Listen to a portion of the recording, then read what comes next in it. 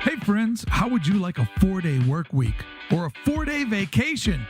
Both of those sound pretty good to me right now, but let me offer you this. How about a 4-day turnaround time on most popular apparel options? That's right, it's 4-day apparel from Jack Prince. No rush fees, no hassle, no BS, no problems. Jack Prince has got you taken care of in just 4 short days. That's right, the 4-day apparel. And we're not talking garbage tees, we're talking great stuff like the popular All Style, 1301, American Apparel, Next Level, Toltex, Gildan, and many, many others. If you need new shirts for your band or brand and you don't have time to wait for it, head over to jack.inc/4days and get your 4-day apparel, well, in 4 days. Oh, and that leaves so much more time for making sweet, sweet partying. Visit jackprince.com/circle of trust to save even more. You're listening to the AID Network. Coming to you live from the Saul Rosenberg Studios, broadcasting worldwide into all ships at sea, here comes another action-packed episode of Adventures in Design.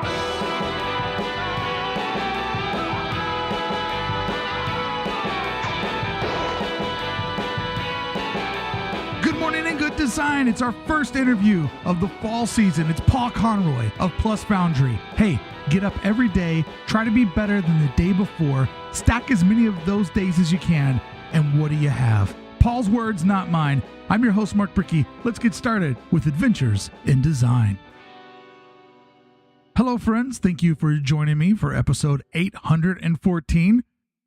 You know, when we started our show a long time ago, it was much different than it is here today. Started out doing it with one of my friends, then brought in a third friend, and eventually it evolved into me doing what I'm doing now, creating the AID network, always coming up with a different arrangement of different episodes, different topics, different people. The Simpsons was the same way. Remember when The Simpsons started out? It was a little short cartoon segment in the Tracy Ullman Show. Eventually it evolved into its own series, but when they launched it, they thought that Bart Simpson was going to be the star.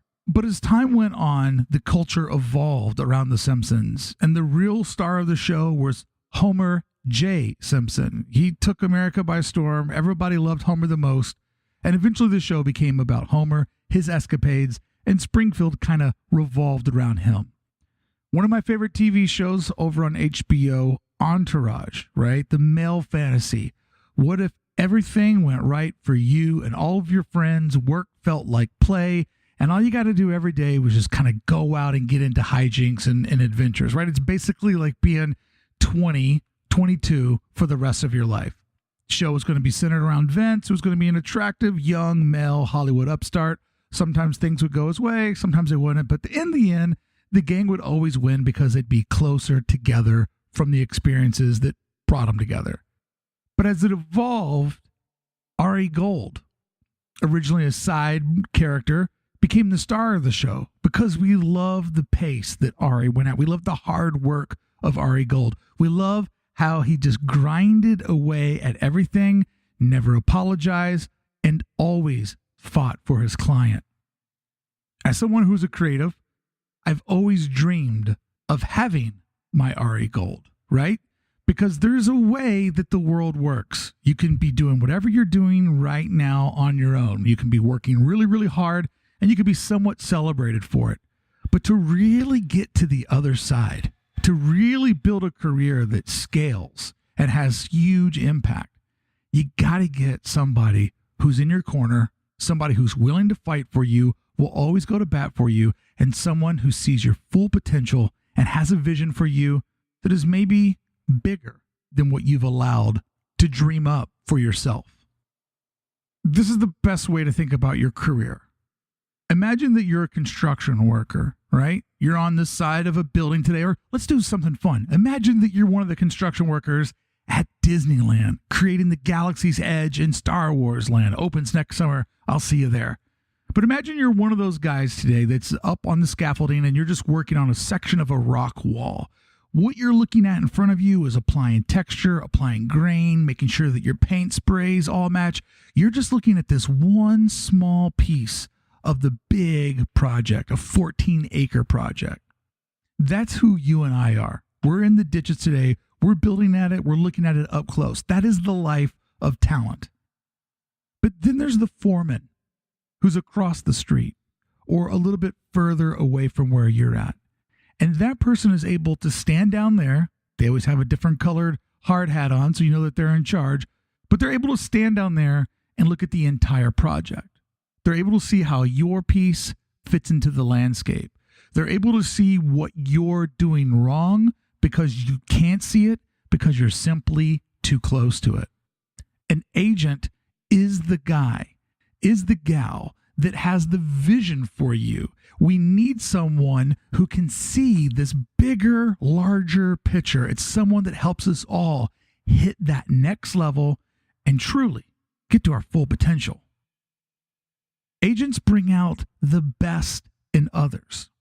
They are people that are able to go through this world, realize where opportunity is, and then able to take that energy, that kinetic synergy that is just flowing through someone that is hitting their stride, hitting their moment, and they're able to become the conductor of the chaos and send it in a direction. And if you get a good one, they're well tied in with others, and the next thing you know, you've just put a key in the gate, and the gate opens up, and on the other side is more and more opportunity. More and more opportunity means that you start to scale, you start to grow, and then boom, it all takes off.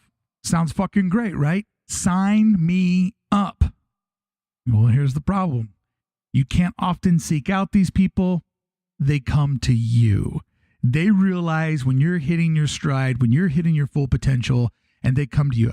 I'm sure there's a way you can go out, audition, you can find these people down, but you have to be resilient. You have to be that mindset of, I'm going to talk to 99 girls at a bar, have all of them throw a drink in my face, so maybe one of them will take me home. Like, it's that type of scenario. It's that type of odds. Most of us don't like that. It's too intimidating. So we just build and build and build and hope to get found. Today's guest, Paul Conroy of the newly formed Plus Foundry. He's been doing this for a few years, but before that, he's worked in action sports. He's worked in music management. He's worked for brands. He's worked for lifestyle brands. He's worked for a lot of different people and organizations of all scales and sizes. He's taken people that were virtually unknown, helped them get to that next level, and he's taken people that are ultra known and helped them manage that level, manage their full potential, their full influence. What he is he's a man that sees opportunity. He can look at somebody and see the best version of them and how to apply that to the rest of the world. He's done it with friends of mine. He's done it with distant friends of mine, and I've been aware of him for quite long enough to know that today's guest is the real deal. So good on you if you decided to listen to an episode where you didn't recognize the name. And that's by design. He has lived his entire professional career sort of being in the shadows. This is his first ever podcast, his first interview, sort of stepping out and letting the world know who Paul Conroy is, because he spent his entire career bringing out the best in others.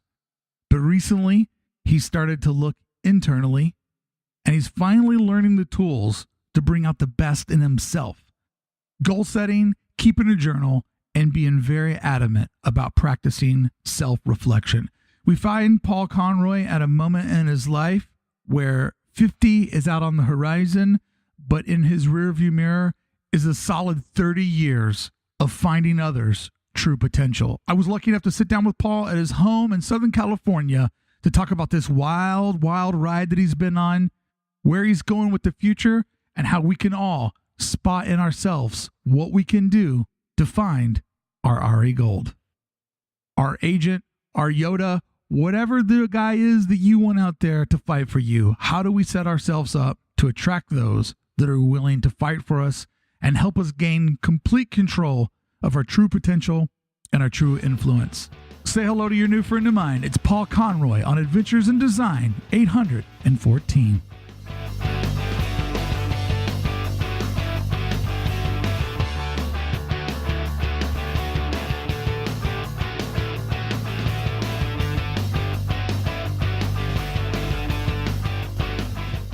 I'm doing great, Mark. Thanks for coming down here.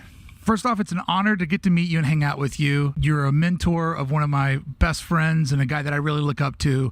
So I'm hoping that a little bit of that will brush off onto me. I'm going to do the best I can, Mark. You know, when I was looking at your life, I always like someone, we all like someone where we can kind of see a little bit of ourself in, right? Sure. Like makes us not feel so crazy. But one of the most amazing things about your career is that you've gotten lucky a couple of times, being in the right place, being at the right time, looking at being in a position where many people say, I found the promised land, I'm doing good work, I'm making good money, I'm going to ride this out to the end. Yeah. And you're just like, no, there's more for Paul someplace else. Yeah. And I'm kind of that same way. Like, Yeah. I just kind of gave you a little bit of my bio before we hit record and figure out who this jackass is that you're talking to. And it's like, I kind of got lucky a couple of times too, but don't you just always feel like that there's something better and you want to just feel like the best days are ahead of you? 100%. It's not for better or for worse. It's definitely for better at this point. Like, if I have lost inspiration, right, doing whatever it is I'm doing, regardless of the money, regardless of the quality of life, I've got to pivot, right? And I would say that, when I first started to find success in the music business, when I would make these pivots, there was a lot of fear that went into my making these pivots. And I felt like a lot of people around me didn't necessarily understand what the hell I was doing, right? But I followed my gut, and I've made a lot of pivots through industries geographically. And as I sit here at 48, grateful that I've made the pivots I've made. Well, you did some interesting things where you worked your way into the music business. Yeah. Not an easy business to break into. No. Twice as hard to make a buck at. Yes. And then you pivoted out of that into action sports for a while. Yes. And when you got into action sports, you ended up working with Rob Diedrich. Yes. And Rob's once again, finding somebody you can relate to. I'm from the middle of the country. He's a pro skateboarder from Ohio. He's a guy that was good on the skateboard, but somehow was even better as a personality. And an entrepreneur. Yes. Right? Yeah. Yeah. I mean, he literally took the skateboard, just like we're talking about today, and made that a transition into TV, into running a business, into becoming a part of entertainment. You were a part of that ride with him. Yes. How did that relationship come about? Like, when you first started working with Rob, where was he at in his career to create a timeline for us? Yeah, and I guess if it's okay, I'll even back up into how I got into skateboarding, which led into how I ended up connecting with Rob. Sure, I'd love to hear that. No, I'd love to hear that. I got into skateboarding. One of my management clients was a heavy metal band called Children of Bodom, right? Pretty popular band in the States. We were at a show in New York City, and backstage at the show was a guy named Chris Cole. So yeah, I know Chris. Yeah, so at the time, not personally, I know who Chris is. Well, at the time, he was like top of the game in street skateboarding, right? So my assistant reached out to me. He's like, "Hey, Chris Cole's here. Like, you should meet him. He's from Philly. You're from Philly." And I didn't know who Chris was at the time, right? So Chris and I got connected, and we built this incredible friendship, right? While I hadn't been on a skateboard in my entire life, there was just a lot of cultural overlap with like my upbringing in music, his friends in Philly, skateboarding. We built this relationship, and it was ultimately his wife recommended to me that I start working inside of skateboarding, right? And it was like, we're literally having a dinner, and she's like, you should work with pro skateboarders. You're great at business. You understand brand. And this is going to be a recurring theme. Like, I heard it, and it made such a deep imprint in my brain. It literally led to my pivoting out of music into skateboarding, uprooted the family, moved to California, and through the process of repping Chris, I met Rob, right? So how I met Rob is he was developing a professional skateboarding league, right? Yeah. And it was street league skateboarding, and he was looking to sign all the top pros. Chris was one of the top pros, and Chris was like, hey, I'm signed up with Street Leagues, founded by Rob Dyrdek. It'd be great if you could have a conversation with him. And our first conversation was not a good one. I was digging in a little bit too hard on contractual issues. Yeah. And Rob was like, who's this dipshit coming out of nowhere? You were coming off as a suit. I was, man. I really was. I came in too hot. So I backed off from that call, and Chris is like, hey, here's what I know. Like, Rob's a great dude. He's super smart. He's super committed to the skateboarding league. You're a great dude. Like, it'd be great if you guys can find a way to build a relationship, right? Yeah. I flew out to L.A. I spent the day with him and this guy, Brian Atlas, who was the president of the skateboarding league. And what are you doing for work at this time? So at that time, I was 80% music, Mm-hmm. 20% skateboarding, which was just like working with Chris. I actually had a BMX athlete named Dakota Roche I worked with as well, too. I'd started that transition, right, into action sports, but I hadn't taken the full dive in yet. And just to understand the industry at that moment, was there a template of how to represent these young athletes and make money, or was it the Wild West? It was largely the Wild West. However, there was a company, Wasserman Media Group, that were the leaders in action sports representation that had done an amazing job back then. And there was a guy named Steve Astafin and a woman named Cersei Wallace that had all the top pros, and they were doing amazing with all the top pros, but there was definitely an opportunity, right? And I had cultural challenges because I was coming in from the East Coast, not being from action sports. Sure. But because of my roots in music, there were certain people that appreciated what I'd done in music that were going to basically support me, right? Well, and skateboarding is the punk rock version of sport. Straight up. I mean, yes. In the way that it's influenced culture, like, I don't think most people know skateboarding's thumbprint on fashion, on design, on pop culture. Like, it's where inspiration and creativity starts in skateboarding, and then it trickles out into all these other things. So it's not like you were a guy who's like, guess what?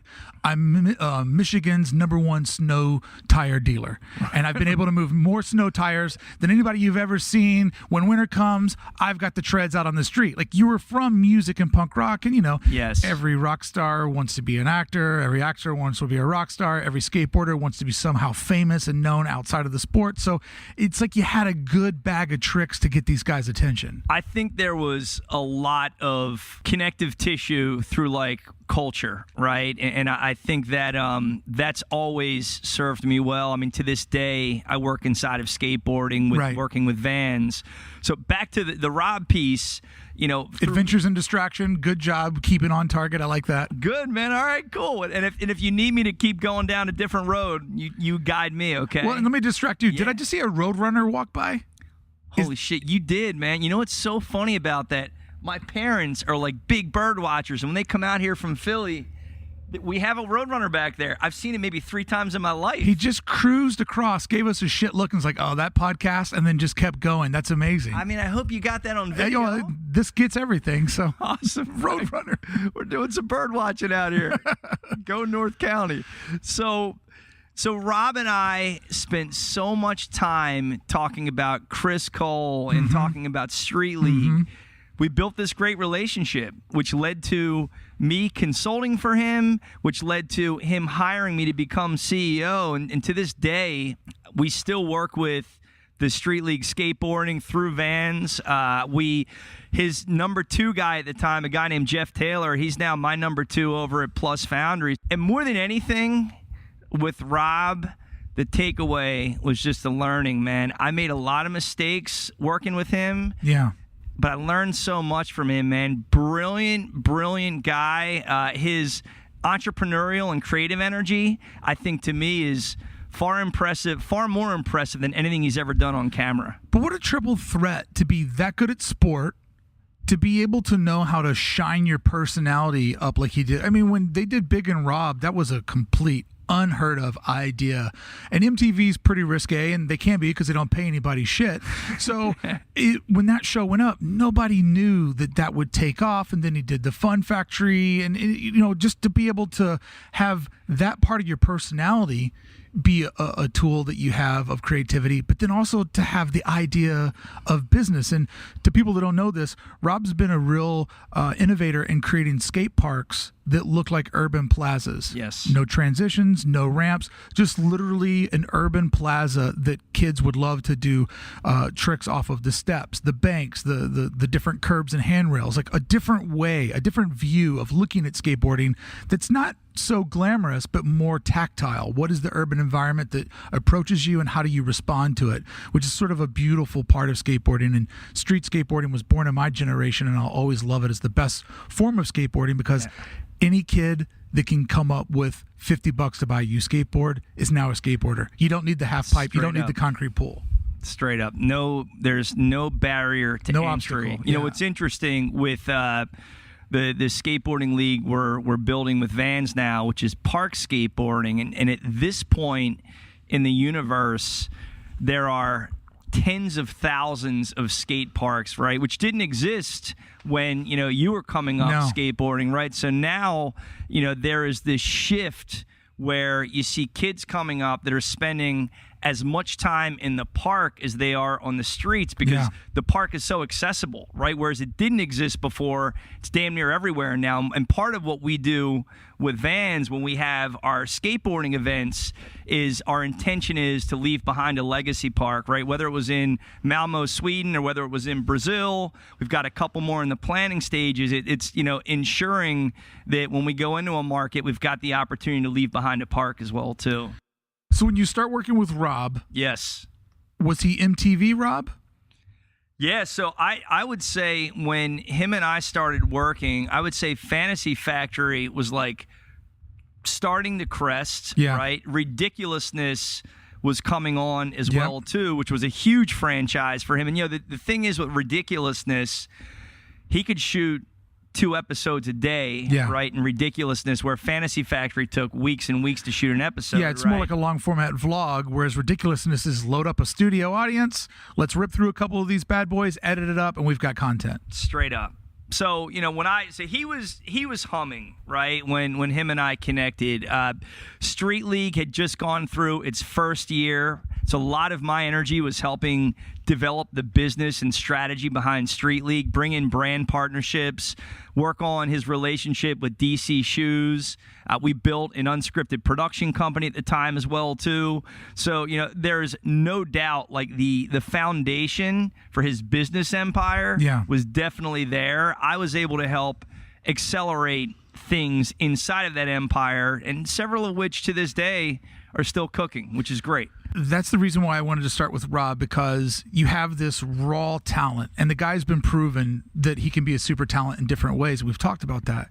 But then, Paul, you're able to see all of that and start connecting the dots on missed opportunity or full potential and figure out a way to take all these loose ends and tie them up. And the reason why I think this interview today is important for everybody that's listening is people listening to this show are talented in some regard, some aspect. Sure. We all know our full capability, our full talent, but sometimes when you're making, it's hard to also stop and curate. It's hard to stop and manage. Yes. And it's hard to see the big picture when you're so just trapped in drawing lots of little lines or recording lots of little podcasts.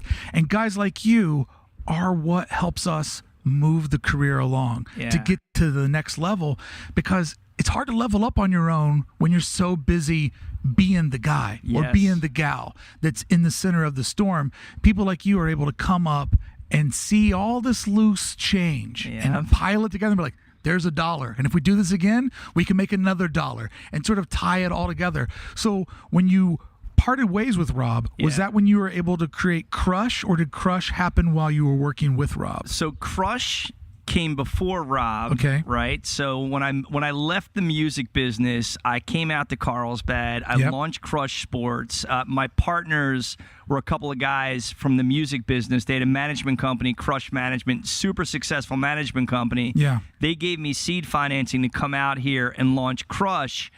As part of that business, working with Chris Cole, working with Jamie Thomas, Dakota Roche, Tom Asta, I had this amazing boutique roster. I had a guy whose name, you may know this guy, Keith Isola, who was a tour manager from the music business forever. He tour managed Madball, which is how I met him. Keith ended up, he was living in Carlsbad, moved out from the East Coast. I met him. Him and I basically launched Crush Sports. Rob then became a big part of our business from a consulting standpoint, which led to him offering me the CEO position. My existence, even though I founded Crush Sports, my existence inside of Crush Sports was only about a year and a half, right? So a year and a half in, Rob offered me the CEO position, which put me in this place where I had a very difficult decision to make, right? I'd founded a company. I'd had partners. I'd had seed financing. I had my roots down in Carlsbad. I lived in Carlsbad. And then I had this job opportunity to help lead a company based in L.A., right? And it was, one of the many gut-wrenching decisions I've had to make during my career, right? So I went from Crush into Deerdick Enterprises, went from Deerdick Enterprises into the agency group, which is where I work with your friend Tim Bohr and many other people, which was another, my venture back into the music business, working inside of an agency, was also short-lived as well, too. I'd done that for just over a year, which led into my launching Plus, which is the company that I've co-founded, which is now 3 years old. Okay, so let's talk about the big decision. Yeah. Because you're obviously an entrepreneur at heart. Yes. You got that gambler's mentality. Yes. So you've got Crush, you got the seed money, everything's forming. Like, once again, here's why your story is fascinating, because a lot of people have been like, I'm going to do this until I'm done. Like, a lot of people would try to run that for the next 30 years of their life and then sell it to somebody and call it a day. Yes. But then you get this opportunity to work in LA and to work with Rob and a company that's got a lot of traction. How do you make a big decision like that? Like, when life gives you too much good stuff, humble brag, everything's going right for Paul. Do you take a walk? Do you talk to the wife? Do you write out the pros and cons on paper like we've seen in sitcoms? Like, what the fuck did you do, Paul?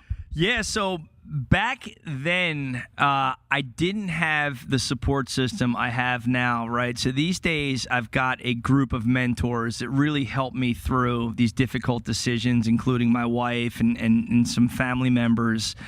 I had a couple of people I was able to lean on back then. And, one of the people I was able to lean on is Keith, who, Keith worked for me, right? And ultimately, my leaving Crush could put his existence at risk as well, 100%. Too, right? And Keith was like a brother to me as well, too. So it was a really difficult decision. It created a lot of friction between myself and my partners at Crush. What's interesting about the move as well, too, I had helped develop a couple of businesses inside of Crush where there was equity that was kept inside of Crush, right? Mm-hmm. And when I left to run Rob's company, I knew that at some point that equity could become real valuable. And at some point, it could cost me a shit ton of money, right?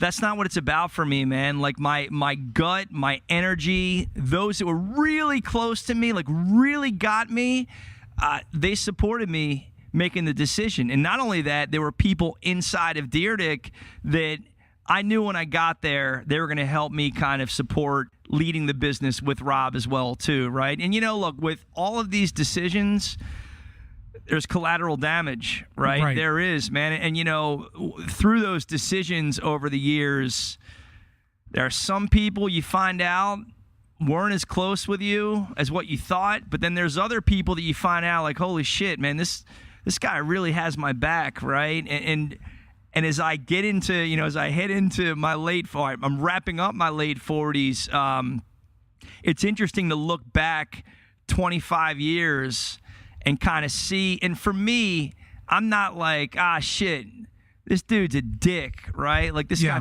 I am more about appreciating those that have supported me along the way than like putting that negative energy out there towards those that maybe didn't handle situations the way I would have hoped. And the truth is too, man, I have mishandled many decisions myself along the way. So who am I to judge? Hey, friend, I hope you're enjoying today's interview with Paul Conroy. I would urge you to go over to AIDpodcast.com, sign up, become a member of the Circle of Trust to hear many other interviews like the one that we've done today, right? There's some times where we interview people that maybe you've heard of, the Shepard Ferries, the Ed Templetons, the Bobby Hundreds, Anthony Green, Benny Gold, the list goes on. But we've also interviewed the Tom Zutats, the guy who was able to sign and find Motley Crue and Metallica and Guns N' Roses, and went from his high school in Chicago to the hills of Hollywood and made a hell of a music career. We've interviewed all kinds of people from all different levels with one common thing that brings them all together. They were people that were able to design happiness into their professional life. And listen, our generation, we are going to work till the day we die. Many of us, there's not the retirement, there's not the Social Security. It's not set up for us the way that it was for our grandparents. So if you're doing something, I hope that you love it, because you're going to do it for a long ass time. And while you're doing it, listen to Adventures in Design. Hang out with me Monday through Friday to hear the full version of today's episode and all the other interviews in our archive of over 800 episodes. Head over to AIDpodcast.com. You never know who you're going to find. You never know what story you're going to find. Join today. Become a member of the Circle of Trust. Sign up at AIDpodcast.com. Let's get back to our interview with Paul Conroy of Plus Foundry. Well, I find that as you get older, life gets a little bit easier because you have less testosterone. Straight up. And I have I have documented enough men in their 40s to know in your 40s, you mellow the fuck out. Yeah. You normally make a major life pivot. And, you know, there used to be the midlife crisis, which was the secretary or the Corvette. Now it's a new career. Straight up. Up. Now the midlife crisis is like, I've been killing myself working on building this vision of me.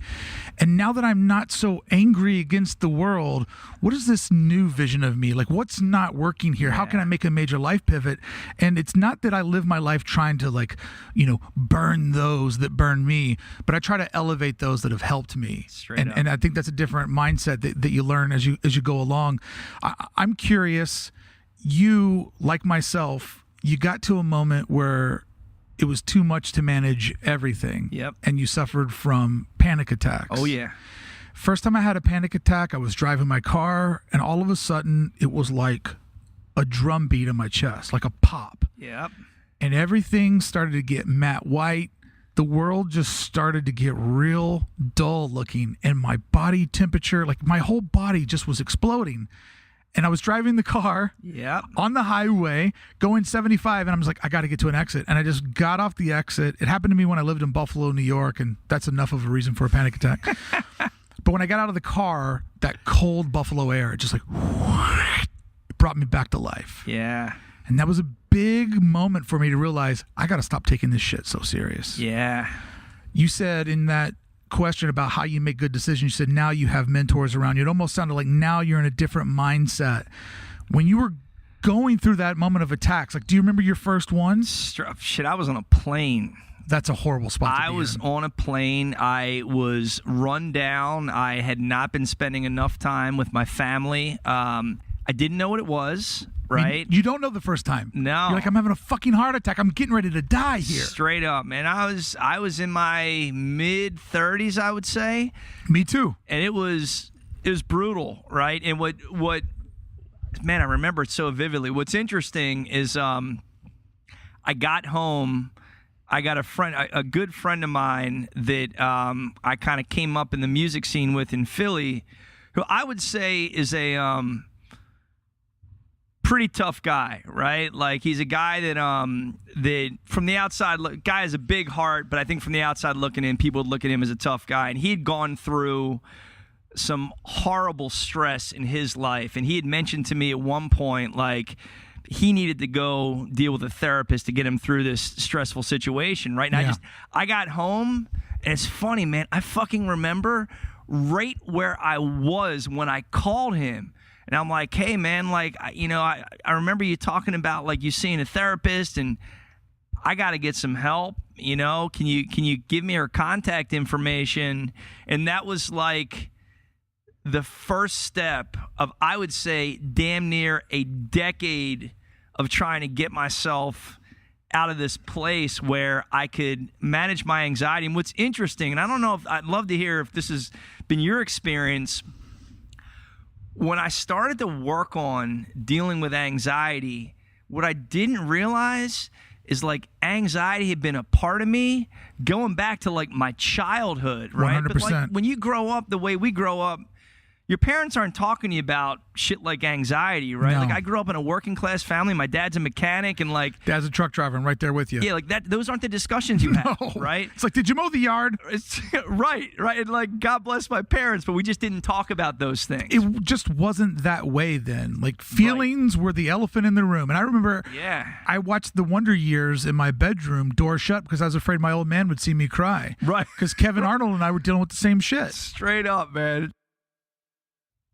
So it was heavy for me because I then realized that I had a lot of shit I needed to work out, right? Yeah. So when all that was happening, I would say we were having a lot of success in the music business. We'd sold half of our company to the Warner Music Group. Financially, I was in a better place than I ever was, right? And I masked my anxiety with a terrible ego. Right, I was like this hard-charging dude in the music business, and like, you know, I was very aggressive, and that felt like success to me, right? Like I felt like I had to be like this hard-charging dude, and two things, right? A, I was just burying my insecurities, burying my anxiety. Then the other side of it, which I learned when I started working with Rob, and we started dealing with very sophisticated business people. Being like a hard ass, right? It works at a certain level of business, but at a real high level of business, you come off like a punk, right? Yeah. And I was finding myself like acting a certain way in a meeting and like reflecting on the meeting and who was in the room. It's like, you know what, man, that shit's not going to fly anymore. There's an attitude and an arrogance in the music industry that moves the needle and gets deals done, but it's kind of isolated to the music industry. And if you act that way in other rooms, people are like, what the fuck's the matter with that guy? Yes. Your dad was an entrepreneur. Yes. He owned an auto body shop. Yes. Did your dad's work stress fall on your shoulders? You know, what's interesting about it, there's two answers to that. You know, one of which is my dad worked a lot, and I could definitely feel that, right? What I learned, and this woman who is like a personal performance development consultant that I hired a few years ago, 5 years ago, what she brought out of me, which I didn't realize, when I was a kid, I worked in my dad's shop, right? So every summer I would work for him, and what I picked up without even knowing is like how he would work with his customers, right? Like we grew up working class. He was a mechanic, but because he busted his ass and he treated people well, he built a great business for himself, right? A lot of work for a mechanic. What's that? A lot of work for mechanics. Straight up, man. Back then, cars broke more often. Yes, they did. and I didn't realize it just by being around him. I was picking up tools on how to communicate and how you basically service people that ended up serving me way later in life. Paul, I realized that the worst jobs I had taught me the best jobs about business, being a business leader and being an entrepreneur. Like working, loading up UPS airplanes and working in a restaurant and working in retail. It's like those lessons that I learned from those shitty middle managers. Yeah. I carry those with me today. And like the worst job has the best lessons if you're paying attention while you're there. I'm just curious though, because you know the entrepreneur lifestyle. Yeah. It's feast or famine, and you know there's no guaranteed money, and that can fall on the shoulders of a child. And my dad drove a truck, and he got laid off one spring, and nobody in the family took a moment to explain to me what unemployment was. Yeah. So every day I'm like, why isn't this guy getting a job? We're going to be homeless. And like literally every day there was a knock on the door. I thought it was the bank taking our house because like I know we're poor.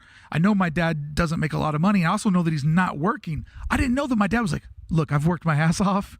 I'm taking the summer off. I'll find a truck driving job in October. You know, nobody dialed me in on that. Sure, of course. So at an early age, I was taught to stress about money and to worry about opportunities. And I've never been able to enjoy any success I've ever had because I'm always like, but what's next? Right. Like, and I feel like that you could get that too from having a dad who maybe pushed the hustle on to you. Yeah, so what's interesting about that, I would say up until up until I launched Plus, right? And I want to talk about Plus because it's an interesting concept, Plus Foundry. Yeah. Which is where you guys help identify opportunity and seize opportunity out of people's influence? Yeah, so we've done two things at Plus for the last 3 years, one of which is we've helped influencers develop startups, right? And But we're talking about real influencers. Yeah, like, so, Hayley Williams, the singer of Paramore, right? Yes. Our company has helped her launch a hair color and hair care brand, right? So this is a brand, like, I sat down with Hayley for the first time, and she's like, hey, I have this idea, right? Like, I want to build a hair brand that is kind of like for us, by us, right? She's like, I express myself through my hair, but I don't connect with any hair companies out there, right? So, like, literally from, like, the idea stage to that company's going to launch in brick and mortar retail Q1 of next year, been there the whole way, right? And we were building a media company with Zoe Saldana, who is the co-star of Avatar, Guardians of the Galaxy. But then on the other side of it, we worked with Vans. So Vans came to us in the summer of 2015, and they had an idea for a professional skateboarding league. But to call these people influencers, like, a lot of people think influencer is a guy that has a big YouTube channel, right, or a girl who's got a big Instagram account. Like, these are celebrities or influential brands. Yeah, you know what? Yes, and what's interesting. I mean, I'm a fucking influencer, but don't look at me to be a success. Well, what's interesting is the word influencer has just become so bastardized over the years, right? Like, so to me, an influencer is someone that can really influence consumers, right? And really move the needle, right? And then there's influential brands like Vans that, they've got such power as well, too. They're a part of the culture. They are a part of the culture, right? Exactly.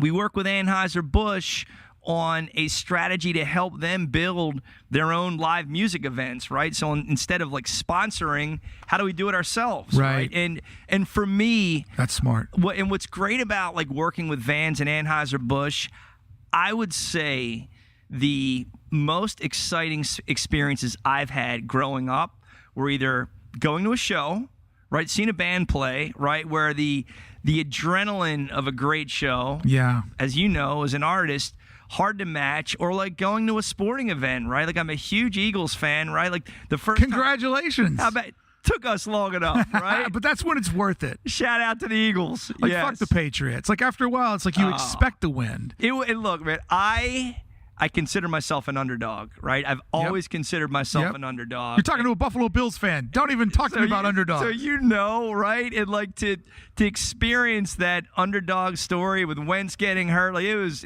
and I flew back to Philly and I surprised my dad and my brother to watch the game with them. Oh, that's great. And rather than, like, going to see I was like, I need to be, like, home for this, right? Yeah, with the people that it really matters, because the Super Bowl, that's not people that really care about football. That wouldn't have been the same experience, right? So anyway, shit, man. Where were we? Where were we going? This is what I do. I spin a web. What we were doing was it's so good. I was talking to you about the influence from your dad, and how as a little boy you can pick up on the stress of the old man, and you find that, because as I get older I realize I tap my leg like my dad, I squint like my dad, I stand like my dad. Like, oh man, that's passed over to us. I went so far in the left. That's all right, buddy. I'm paying attention and I'm recording it all. We can listen back to this later. Here's what I'll say. So when I was coming up in business, I got very fixated on doing deals and accomplishing things, right? That's how I judged myself. Task, accomplish it, move on. Yeah. You're super A-list. Yeah, and now A-type. I'm about, like, just the process, right? I love what I do now, man. I appreciate, we're 3 years in. Every day I can work with my team and work with the partners that we work with. I'm psyched, right? So what's interesting about that flip, I've gone from milestones to just appreciating the process, right? Right. And in doing that, it's just grounded me, right? And it's given me a sense of focus that it's made me enjoy my career more. Yeah. And it also, when you're working on big deals, it takes the edge off of closing because you're just happy to be in the mix, right? Right. So it's Just a the total whole happy flip. to be nominated type mentality, right? Like you're just happy to be in the room. It's just good to be there. Yeah. Right? And it's been a huge mentality shift for me, right? Where it's like, you know what? It's not about deals and transactions. It's about building, right? Yeah. Get up every day, try and be better than you were the day before, and stack up as many of those days as you can while you're having fun and see where it gets you. It sounds to me that a certain amount of success has given you this peace of mind, right? Because when you were younger, you didn't need the deals to feel accomplished or just be happy to be in the room. You needed a deal to go through to get you to the next one, right? And so after you create Totally. a baseline, there's a little bit of room to free flow, correct?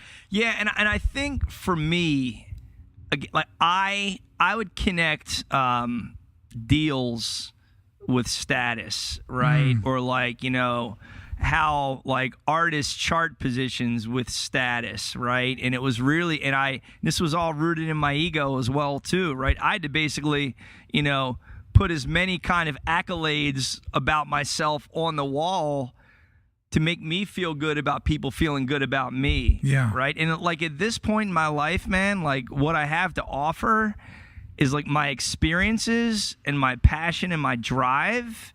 I'm super excited to offer that, and I don't have to get into like, I did this with this person, this with this person. It's not about that anymore. But that's the power of the future, is because information is more powerful than anything at this moment in time. And for guys like us that have lived a life and lived a couple different lives, that information of being able to sit across from anyone and relate to them and say, your position reminds me of a lot of when I sold Ferret Music to Warner Music. This is what you want to look out for, the big deal. These are the pitfalls. These are the traps. This is what you want to learn. Like, you've got that in your back pocket, Paul. Well, you know what's so funny about that? So when I was younger, I would like jam my opinions on people, right? I was very like, you need to I'm do guilty this, of you that. need to do that, right? But now I'm like, hey, based upon my experience, Sure. here's what I've been through, Right. right? And this is your career and this is your opportunity. But think about these 4 things, right? Because these 4 things really had a major impact on how that situation played out for me, right? So at this moment in your career where you sold a record label working with, you know, sort of mini metal bands that have now grown up, to say their names now is unfair because they've grown. But at the time, it was sort of an incubator type thing with Ferret Music. And then you go into extreme sports and you end up working with somebody as big as Rob and some of the other folks that you mentioned. You work for the Agency Group, which is a very well-respected music management company. At this moment, you've gone from all these different things and you find yourself happy with Plus Foundry. Yes. Your number one accomplishment is you've learned how to identify opportunity. That's the common thread through all of these. And you've been able to notice not only opportunity in a band or an athlete or a business. Like, it's not lost on me how big the idea is for Vans to create their own like skate conference or contest, or for an alcohol company to create their own concert series versus somebody being like, hey, we need you to pay for all this. Yeah. It's a big difference. It is. So you've learned how to identify opportunity in business and others, but you've also learned how to identify it in yourself. Yeah. And I'm curious, which do you think came first, the chicken or the egg here? Like, did it take you a while to realize the full potential of Paul because you were able to spot it in others? 100%. Yeah. You know what's interesting? Like, I think for me, I am passionate about helping people find business in areas they're passionate about, right? So I don't need to be passionate about the specific thing, right? Or I don't need to be an expert in that specific thing. But if I see you and you're really passionate about beauty or skateboarding or motorsports or whatever it may be, like, I feed off of that passion. Right. And I want to help you figure it out, right? And it's, I didn't realize that until I got much older, and for sure I was so focused on that process of helping people, I didn't really put the lens on man, help yourself too. Yeah. It's been the last 5 years, This is something that I've learned how to do recently. I've learned how to talk to myself as if I was one of my friends or one of my acquaintances, because it's so easy to look at somebody else's business or somebody else's life and be like, this is where your opportunity is falling short. Yep. This is where you should pivot and move to. And have you ever thought about connecting it together that way? But when you look at yourself, it's just so hard because it's you and you don't see it that way. And so I've actually started sitting down going, okay, there's an opportunity on the horizon. What would you tell your friend? What would you tell somebody on the show? Like, how would you treat a stranger on the street? Like, there's A or there's B. What the fuck would you tell somebody else? Yeah. And when I hear it that way, I finally hear it. And I go, well, this is the opportunity. You got to go chase down video. You got to get involved in YouTube. You got to do this. You got to pivot this way. Like, you have to do it, dummy. Yeah. But it takes a while to get that conversation going. I mean, I'll say this.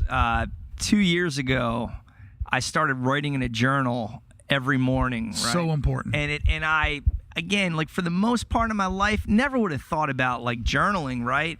And every morning, 7 days a week, I get up, I spend half the time reflecting on all the shit that happened the day before, right? It's either reflecting on great things or even reflecting on things that weren't great, but how can I learn from it? Yes. And then just goal setting every day, right? Yes. Like it's like, okay, what's going to make success for me today, right? And like for me today, like when I was mapping out, like I was fucking excited for this today, right? I've never done like a podcast in my life, That's right? awesome. If it weren't for Brickey, like this wouldn't have happened, right? Yeah. And it was like, and I was literally like just writing out in my journal like how excited I am to like have this conversation with you today.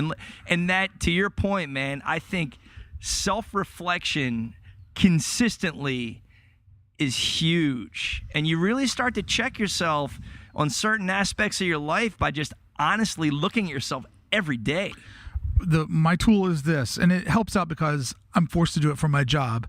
But when a day ends, I think about what's the big takeaway from that day. Like, I try to think of every day, if it were an episode of a TV show, what was that one sentence that would make somebody click, boop, boop, on the TiVo and watch that episode? Yeah. The gang finds a bag of money. You know what I mean? Yeah. Antics ensue. Like, I try to look back at the day and realize what was the big takeaway, and the things that matter to me, I try to critique. Where was I wrong there? Yes. Where did I not, like when I finished that interview, why did I feel like a failure? Yeah. Where did I fall short? Yeah. And then adjust the game plan for the next day. Yeah. Because if you're lucky, you get another chance to go around the sun and do it all over again. Straight up. And to that, man, like another like just big learning for me over the last 2 or 3 years, like we can all be accountable for everything that doesn't go right in our lives. Yeah. Right? Like I would say that, when I was in the music business, I was always kind of pointing, like, you fucked this up. You felt like I was always pointing fingers, right, at everybody else. Well, there's enough characters around you to blame. Straight up. And now, right, no matter what the situation is, right, even if it's like grossly a screw up on somebody else's side, I'll play that back until I can find a decision I made wrong in that process and be like, all right, next time, like at that point, you need to think about it differently. Right. This is where to maybe make a pivot for a different result. When you look at someone, though, we'll use Hayley and her makeup line. Yeah. When you see somebody and you've identified that there's an opportunity here because that woman has so much influence. Like, yeah, it's crazy. Her story, so many young women have been able to connect to.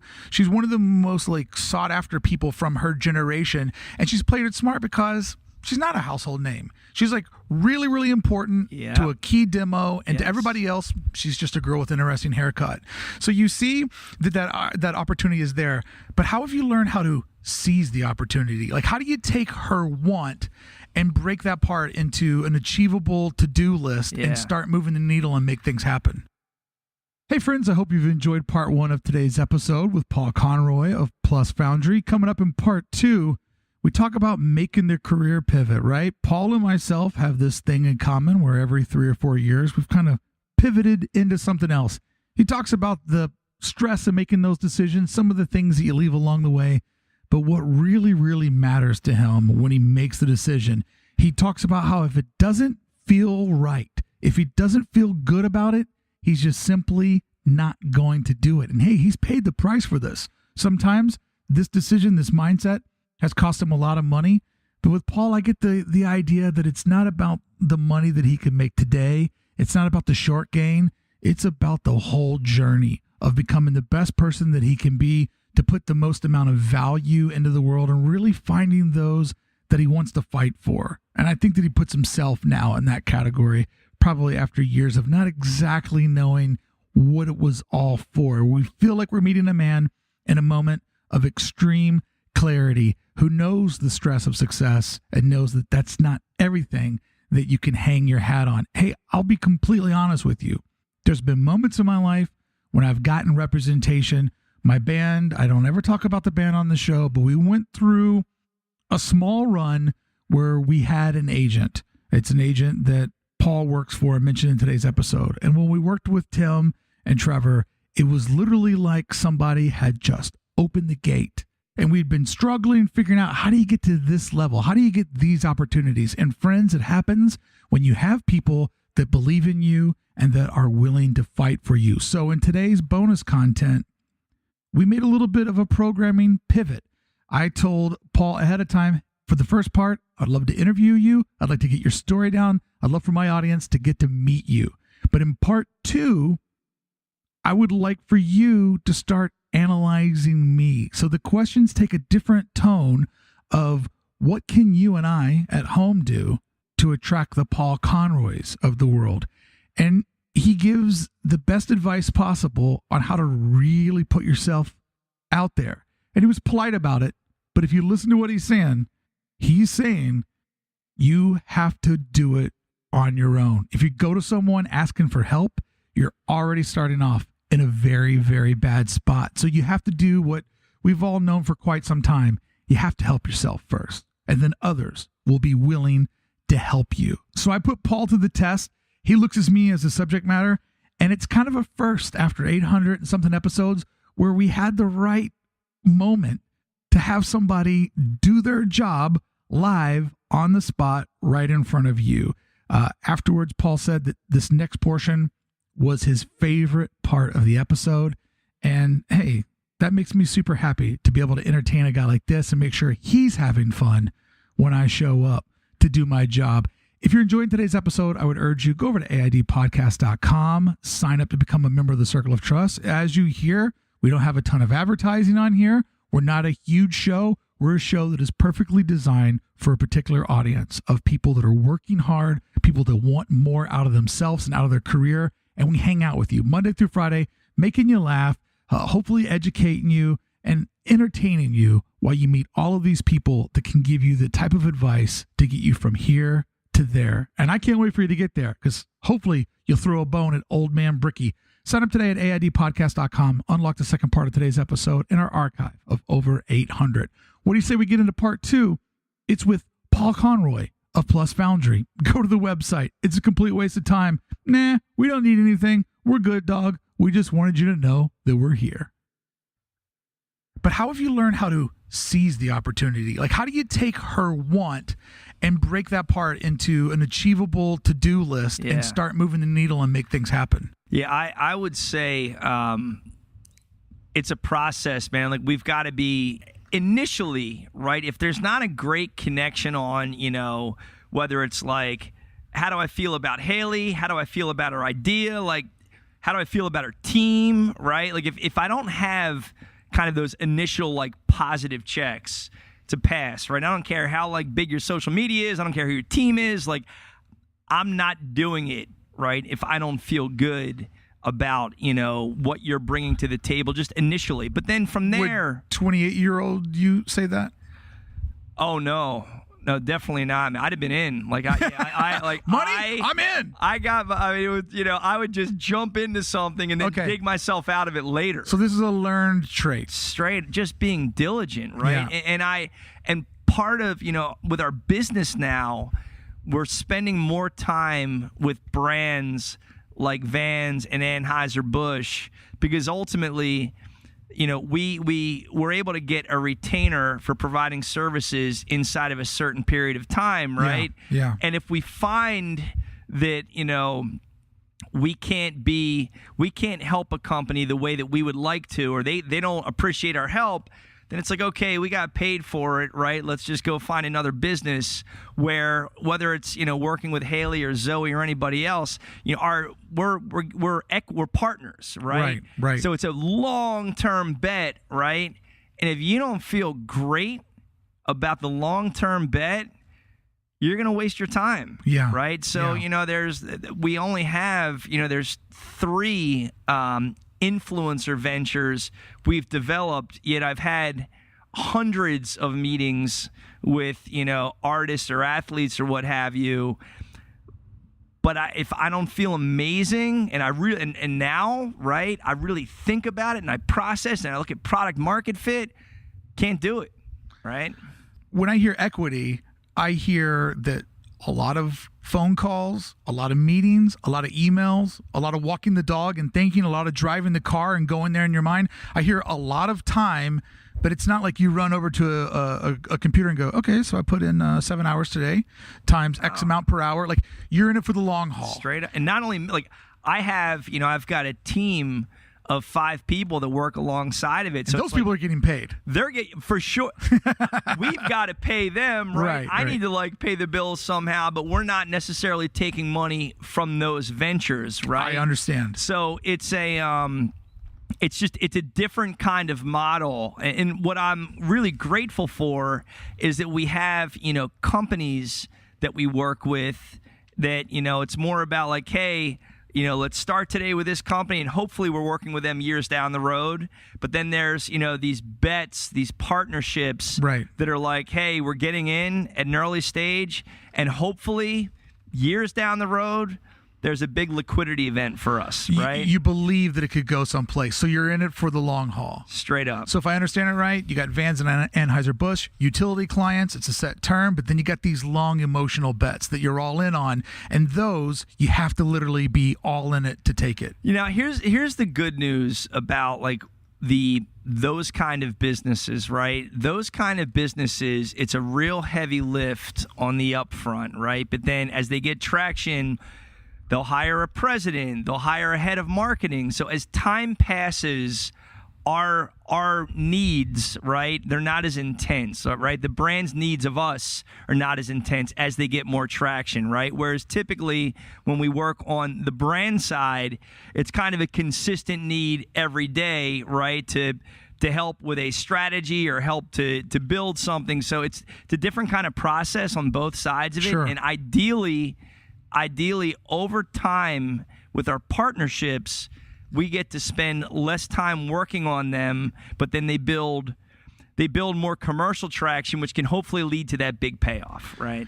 I understand. And it seems to me that a privilege to be able to hedge those long bets, right? Like, because when you start your career, it's like you need things that are going to pay you Friday so you can keep moving along. So at this point in your career, to be able to find more, quote unquote, like a passion project that you can like, I'm into this for the next 5 years, and it might take 5 years to see a return. Like, that's a pretty great place to be in life and business, right? It's good. It is a great place. But, in transparency, I'm not necessarily in the place personally where I could just take that bet on my own, right? When we launched Plus, I had a partner and a group of investors that helped basically provide us with seed financing to get us off the ground. Yeah. So we have the runway to take those bets, right? And ultimately, we're getting to the point now where some of our brand relationships are helping cash flow our business, which is great. But it's tight, man. Make no mistake about it. Like, I've left a lot of money on the table to chase inspiration in business. Yeah. I believe when the game is done, I'm going to be in an awesome place, right? And I have a great life, man. I am grateful for what me and my family have, right? But it's still intense. I'm still on my grind, and I would say there are a lot of my peers that have done way better than I have financially, because they've stayed on certain paths where I think much like yourself, right? Like, and I would love your thoughts on this. I'm going where inspiration is, right? And if that means leaving money on the table, then I'm just going to hope that by working inspired, I'm going to make up for it down the road. I mean, is that how you see things? Thank you for listening to Adventures in Design podcast. To hear part 2 of today's episode, visit adventuresin.design. Click where it says Circle of Trust and help support the only daily talk show designed for creative professionals just like you. Thank you for listening. Good day and good design.